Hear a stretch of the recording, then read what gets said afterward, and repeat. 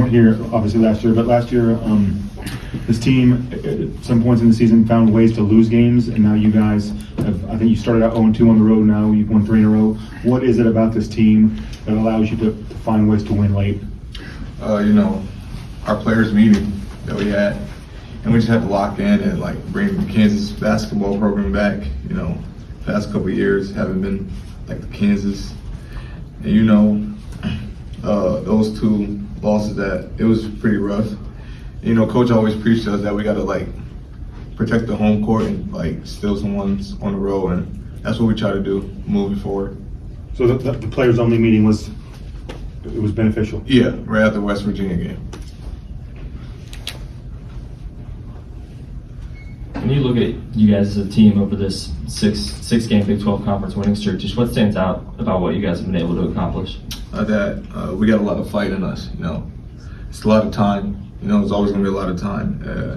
It's gonna be like, is we gonna do the job? Either we're not. And then we all want to win. As we win, the whole team eat. Like Coach preached, like everybody gonna get a piece of the pie if we start winning.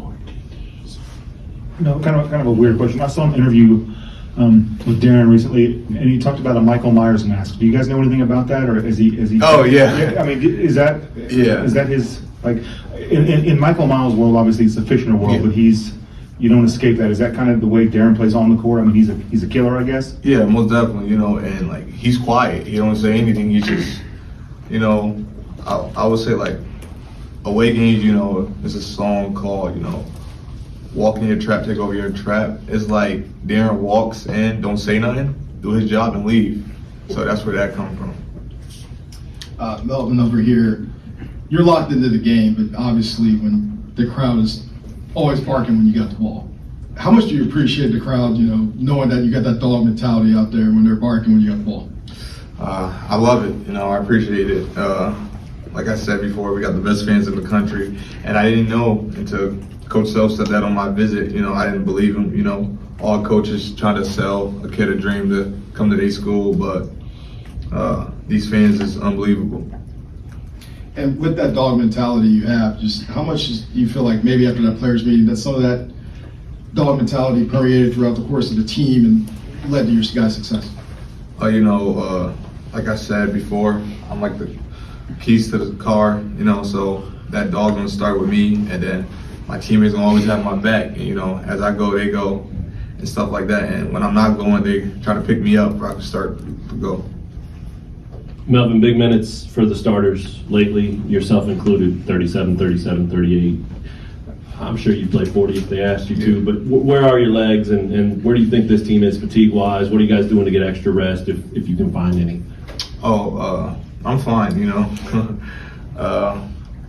we just got. I just had that mindset is win games. I don't really care how much minutes I play or I play the whole game. I just want to win at the end of the day.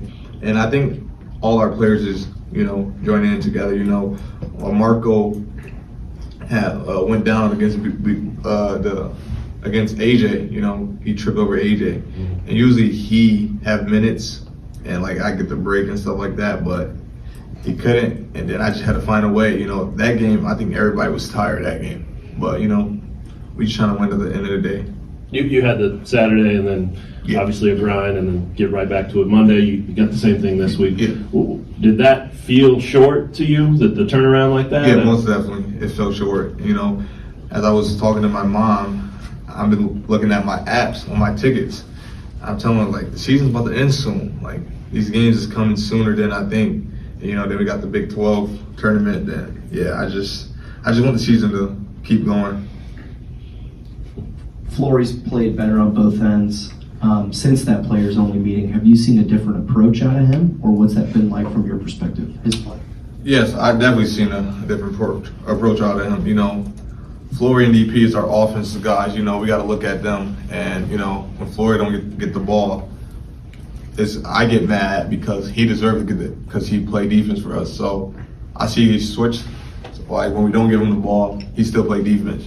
Back then when we didn't give him the ball sometime, he had not played defense how he usually do, but he figuring it out and stuff like that. Melvin, could I ask for a comment, sort of a general comment?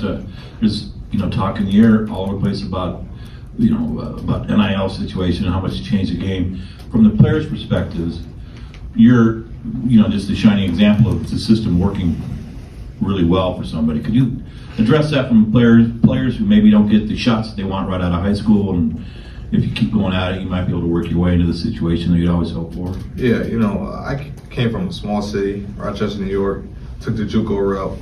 I really came from nothing, but all I can say is just put in the work. Somebody's gonna see you, somebody's gonna find you.